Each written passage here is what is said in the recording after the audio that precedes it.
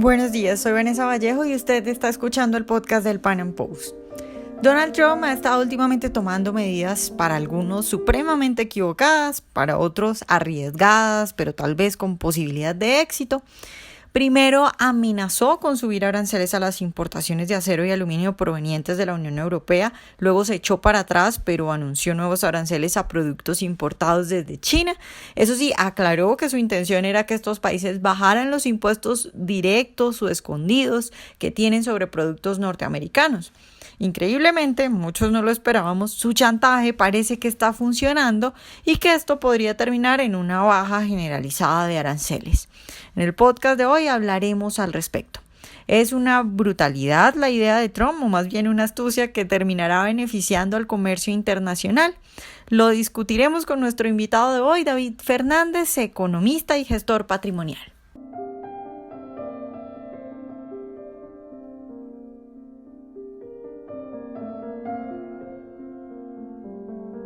David, buenos días y muchas gracias por estar hoy con nosotros.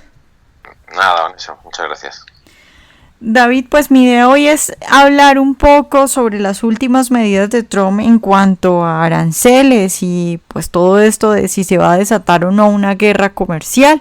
Quiero empezar preguntándote, Trump ha denunciado que la Unión Europea y China tienen altos impuestos escondidos. ¿Eso es cierto o está exagerando?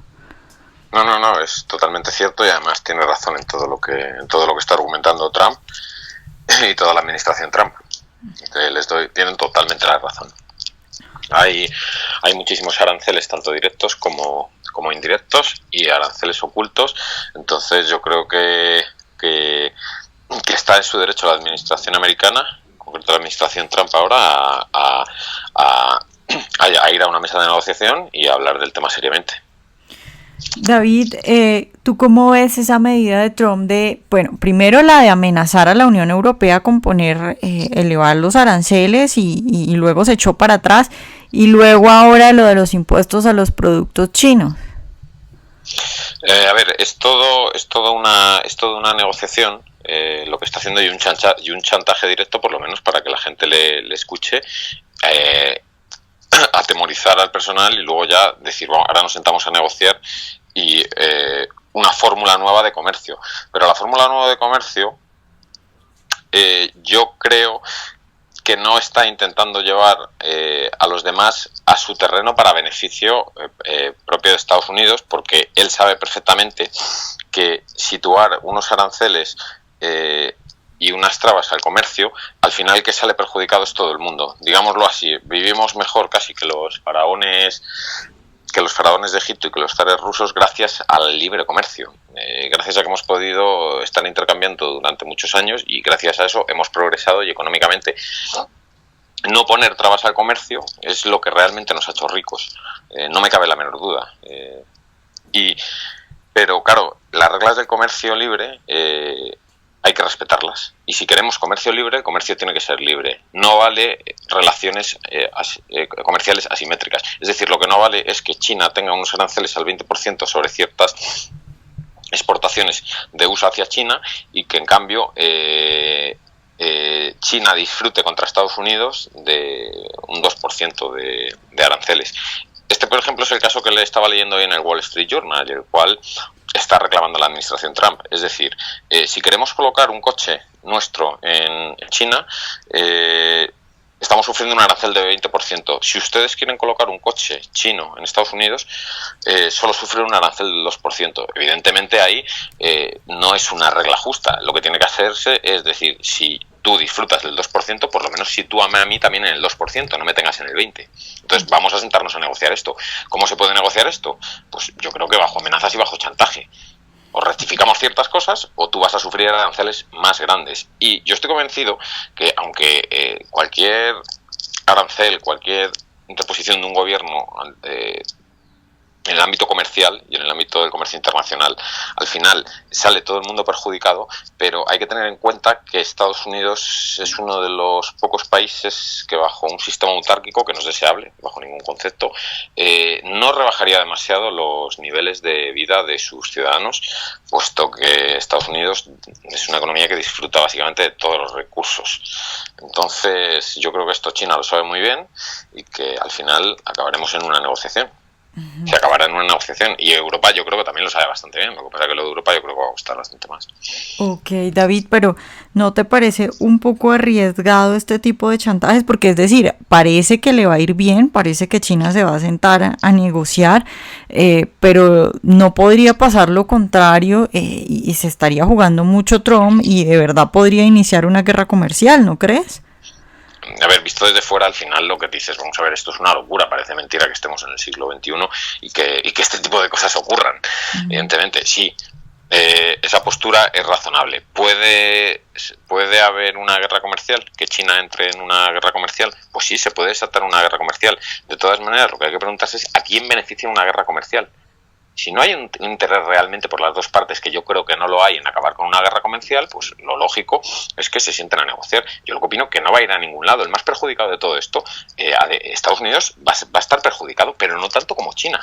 Es que no va a estar ni de lejos tanto como China perjudicado, porque el modelo chino económico lo ha basado en eso, en el tener unos aranceles altos contra otros países y que otros países acepten unos aranceles bajos de sus productos. Entonces, eso no es libre comercio. Yo no lo veo libre comercio, y China lo sabe, y China, su modelo de exportaciones se puede frenar en seco, y encima están muy endeudados, con lo cual a China no le interesa. China al final irá a negociar. Si Trump consigue lo que quiere, que yo lo que creo que quiere Trump, es decir, igualamos a todo el mundo los aranceles por abajo, o incluso hacemos tratados de libre comercio, pero evidentemente un tratado de libre comercio no puede ser estamos compitiendo los dos para ver en qué cosas nos especializamos cada uno, pero tú mientras estás subvencionando con el dinero del contribuyente chino a la industria del acero, o tienes muchísimas, o a la de los microconductores, o tienes muchas más industrias subvencionadas, pues para de subvencionar esas industrias. Entonces, y si yo te tengo unos aranceles bajos en un sector, tú pónmelos también bajos en el mismo sector, o por lo menos al mismo nivel. Si no, no hacemos negocios. Y si no, entonces yo creo que no se va a llegar a una guerra comercial, porque las guerras comerciales, aparte de ser absurdas y empobrecernos a todos, no dan beneficio a nadie y no son del interés de nadie, no son del interés de ningún político. David, desde que Trump llegó a la presidencia, yo creo que muchos decíamos como, bueno, de sus puntos débiles puede ser el proteccionismo. Es el proteccionismo definitivamente. Pero ahora él está mostrando, digamos, una faceta que por lo menos yo no había visto, porque él desde que empieza a amenazar con impuestos a la Unión Europea, y luego cuando habla de lo de China, empieza a decir, es que lo hago porque sus impuestos son muy altos, lo que quiero es que bajen los impuestos. Entonces la pregunta es, ¿tú crees que Trump, en vez de ser el proteccionista que muchos creíamos, más bien es un tipo que de verdad por lo menos entiende lo básico y entiende que es importante el libre comercio? Hombre, pues por supuesto, yo creo que sí. Cuando está hablando de que en la Unión Europea se están haciendo mal las cosas, evidentemente se están haciendo mal. Hoy mismo también en el Wall Street Journal, Steve Mnuchin criticaba oiga, ustedes tienen una hiperregulación medioambiental en Europa, donde no nos dejan colocar ni un coche americano, porque es que nuestros coches americanos no están preparados para aguantar toda la regulación gubernamental que ustedes tienen para que un coche pueda circular allí. Incluso los impuestos de los coches un coche americano sufre unos impuestos entre un 15 y un 20% superiores en el impuesto de matriculación si lo matriculase en España, por ejemplo. Es que eso es una aberración y eso es un arancel encubierto. Entonces, claro que están haciendo mal las cosas. Y de todas maneras, Europa no puede mirar bien a Trump porque les está fastidiando. Si hay una competencia fiscal entre dónde se sitúan los capitales entre Europa y América va ganándola. ¿Por qué? Porque un señor que ha dicho que no es intervencionista y que lo que quiere hacer es bajar los impuestos y situar el dinero en el sector privado, que es desde donde mejor se maneja, y reducir la administración, evidentemente eso está haciendo un daño a Europa. Si Estados Unidos sitúa el impuesto de sociedades en el 21 y Europa lo tiene por encima, pues mi capital está más seguro en Estados Unidos y al final me voy a Estados Unidos, donde se me cobra menos, y encima el marco jurídico es mucho mejor en Estados Unidos y no me quedo en Europa. Claro, entonces el político que al final vive de los impuestos, Trump está actuando como un señalando el delito. Está diciendo, estos señores lo están haciendo mal, yo lo que quiero es situar los impuestos bajos. El problema lo tiene Europa. Claro, Europa se da la vuelta y dice, no, aquí Trump es el demonio. No sabemos muy bien por qué es el demonio, pero siempre que leemos la prensa, el primer titular es Trump ha hecho, Trump ha dicho, Trump es muy malo, Trump es el demonio. Entonces, evidentemente, si a un político europeo le están quitando su forma de vida, que es la de cobrar impuestos al ciudadano, y vivir a toda pastilla, y llega un señor al otro lado del charco, que es un competidor fiscal de Europa, y sitúa los impuestos mucho más bajo que Europa, pues evidentemente el malo es Trump, y todos hay que ir todos a por Trump. Claro, David, te voy a preguntar, tú estás hablando de los burócratas y es evidente que la burocracia odia a Trump y es evidente las razones y tú las has dicho, pero también dentro del liberalismo y los libertarios hay muchos que también odian a Trump. ¿Tú por qué crees a qué se debe ese odio? Porque él puede hacer lo que sea, hace por ejemplo una reforma fiscal y baja los impuestos y igual lo critican. ¿A qué se debe ese odio? Vamos a ver, he leído a muchos liberales decir que la rebaja fiscal de Trump, la rebaja impositiva, está mal. Una rebaja fiscal en ningún caso está mal, siempre está bien. Entonces, la excusa que escriben los liberales, muchos de ellos, no todos, es decir, no, es que, claro, si no rebaja el gasto del Estado, el déficit va a aumentar. Eso es totalmente mentira. El Estado es el único agente que primero programa sus gastos y después decide lo que va a ingresar. Ninguna familia ni ningún agente privado puede hacer eso. Los agentes privados se tienen que ceñir a tanto ingreso, tanto puedo gastar. El Estado va al revés. Es primero gasto, después ingreso. Hombre, si nos llega un presidente de Estados Unidos que nos dice, primero me voy a bajar mis ingresos, claro, pues te está diciendo, si yo primero me estoy bajando mis ingresos, luego me estoy forzando a bajar mi gasto, o si no, que se vaya a hiperendeudar. Yo lo dudo mucho, pero no lo creo. Alguien que baja los impuestos y se reduce sus gastos es que tiene una intención clarísima de reducir una persona que baja los impuestos y reduce sus ingresos es que tiene una intención clarísima de reducir sus gastos. Entonces, yo por esa vía no me lo creo. Ahora bien, lo que me preguntabas, el interés que tienen ciertos sectores liberales en criticar a Trump, pese a, por ejemplo, a que realice una bajada de impuestos. Bueno, pues yo no quiero pensar mal de nadie, pero las personas nos movemos por incentivos y en función de los incentivos hay resultados.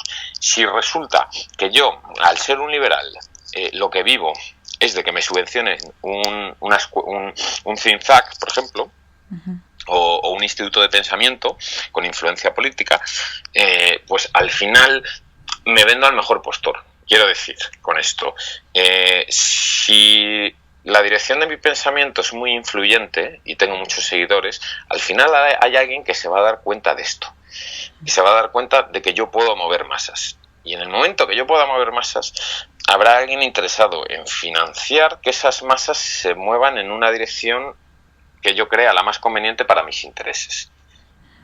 No sé si lo he explicado bien, pero tampoco quiero acusar a nadie ni levantar falsos testimonios, porque además es algo que no lo sé a ciencia cierta, sino que me lo imagino, porque yo me baso en los incentivos para medir a las personas. Entonces, para medir la actuación de las personas, y las personas evidentemente tenemos unos fines y en muchos casos pues hay medios y medios para poder alcanzar esos fines, y los incentivos lo son todo. Claro, bueno. Entonces esa es mi respuesta, pero vamos, tampoco me lo imagino que será algo así por lo que muchos liberales están criticando a Trump. Bueno, David, pues muchas gracias por estar hoy con nosotros. Vale, nada, Vanessa, vengan, ¿vale? Ojalá hayan disfrutado nuestra entrevista de hoy. Recuerden seguirnos en nuestro canal de YouTube y en nuestras redes sociales y nos vemos en un próximo Panam Podcast.